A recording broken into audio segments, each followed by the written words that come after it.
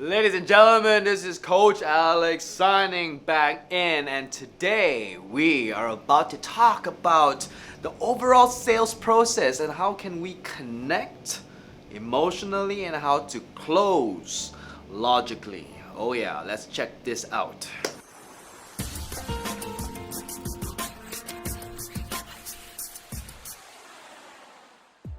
Now, whether you are a new agent or whether you are a veteran, senior agent, you've been in it for a while now, the thing about real estate is this. Real estate is a people business, right? Coach Taco and myself, we've said this many times already, right? But on top of that, real estate is also a feel-good business. People don't buy real estate with a, sulky face like, okay, hey, take my money, yeah. Doesn't work that way, right? No. The truth is, emotions sometimes when it comes in the sales process, not sometimes, in fact, almost every single time, gets in the way, right? How do we manage this, right? How do we understand, how can we be mindful of our, here come the keywords, our state of mind as we take each and every client through a sales process? What I'm about to share with you today are 3 states of mind. State of mind number 1, the emotional mind. Human beings are emotional beings. The thing is though, a lot of us tend to work through our emotional mind without realizing it. Quick example would be something like if you were to go and buy a car, right? The first thing that you would look at, right? If you are a car enthusiast, you probably want something, nice, shiny, sporty. You go like, oh wow, that Ferrari is like, oh yeah, I'm gonna see myself driving that, right? That is your emotional mind, giving you just a little example outside of the real estate. Now, the emotional mind though tends to be impulsive, right? Tends to basically buy on emotions. Now, but the emotional mind isn't all negative. The emotional mind is also used to connect with people. You need emotions to connect with people. Yeah, keep that in mind. Second state of mind is the logical mind, or what we call, for easy reference, is the robot mind. So the robot mind is basically this, right? It is that logical mind where we start to process information very logically. We start to break down processes, right? Typically, as a good example, we tend to use our logical mind when we are, let's say, doing overall management, admin stuff, managing finances. Yeah, that's where our logical mind comes in. Leveraging on the first example from emotional mind, buying a Ferrari. So let's say you get the Ferrari and oh yeah, I liked it very much. But what happens next is your logical mind kicks in. How much is this car? How much do I need to pay on a monthly basis? How much is petrol cost? What is the road tax? What is the maintenance? So like, oh, yeah, maybe it's not such a good idea. That's your logical mind at work. Now, the third mind though, is what we call the wise mind. W-I-S-E, the wise mind. What is the wise mind? The wise mind comes with practice. It's about knowing how to control your emotional mind with your logical mind. So how does this work? We talk about that example, the car example again. So let's say you're looking to buy a car. The first thing that catches your attention is that Ferrari. But then you break it down, you're like, oh yeah, nah, I don't really want to, I don't really want to pay all that, the maintenance is a lot of money, right? But I still want something that's pretty nice, that will reflect me, as my social status or, wherever I'm in life. The other extreme end would be, if we talk about the extreme logical mind, it would be this. Hey, if you need a car, why didn't you just go and get the, a second-hand car, worth like 5,000 ringgit? That's easy. It serves its function. You just need to get around, right? So these are the 2 extreme ends, but the wise mind does this. The wise mind would be, okay, let me see now. Emotionally, I need this.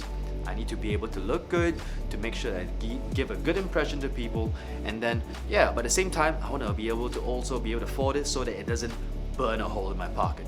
So what am I gonna do? Maybe I'll go for, maybe like a Toyota or maybe, a local car, which is something a little bit more affordable, which allows us to proceed forward.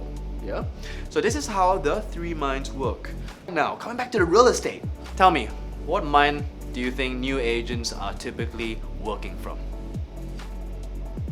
Emotional mind. That's right. A lot of fear. I was like, It's like, what if I say this wrong? What if people reject me? I can't, oh, what if I say the wrong thing? It's like everything just so worried. On the other end though, we talk about veteran agents. Some veteran agents, after all those years of rejection and all those years of people not turning up for appointments and viewings, eventually after a while you develop a straight face. You go like, yeah, okay, next. You do the run of the mill. You keep going to things and then you close some deals and you move forward. But the thing is now, how do we balance this? How can we connect emotionally effectively and close logically effectively? So looking at it as a whole process now, in the real estate, the emotional mind is actually very important. As you see, there are positives and negatives.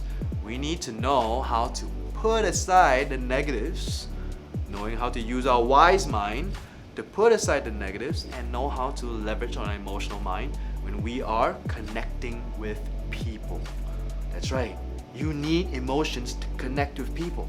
So, some of you veteran agents out there, you might feel a little bit jaded. You might have been performing through your logical mind, but here's a little reminder to use your emotional mind to connect with people, because people buy based on emotions. For new rents though, know how to put aside your fears. Use your wise mind to use your logical mind to control your emotional mind. You don't have to worry so much about not knowing. Right? It's okay to not know. What matters is that you are solution, right? You're a solution provider. You're goal oriented. You're there to serve your client and make sure that you get their information. See? So the thing is now, let's look at the whole sales process, right? You start by connecting emotionally, connect with them. But the thing is, eventually you're going to come to negotiations where you come into closing. Now, when closing, this is where you need to also know how to put aside your emotions, because this is when things get heated, right? Objections, like, oh no, price too high, I want lower, right? And things like that. I want discounts, I want rebates, right? Or if you're working with sellers, they're like, no, I want to keep my price. This is where you need to keep your emotions down, stay logical. As we say all the time, Coach Taco and myself, screen the noise, show the facts. That's your logical mind right there. Yeah. And then making sure that you follow through. Yeah. So at the end, I'm not saying forget the emotions, it's also important, but knowing how to balance throughout the whole sales process. So a simple question for you to reflect on your entire sales process: have you been working through your emotional mind more, or your logical mind more, or have you been able to use your wise mind to find that balance? All right, I think I've left you a lot to think about. Everybody, you know what to do. Use your wise mind. And if you got any more questions, this is Coach Alex. All you gotta do is shoot us a question. And as always, we at PropCoach are here for you. Coach Alex signing out.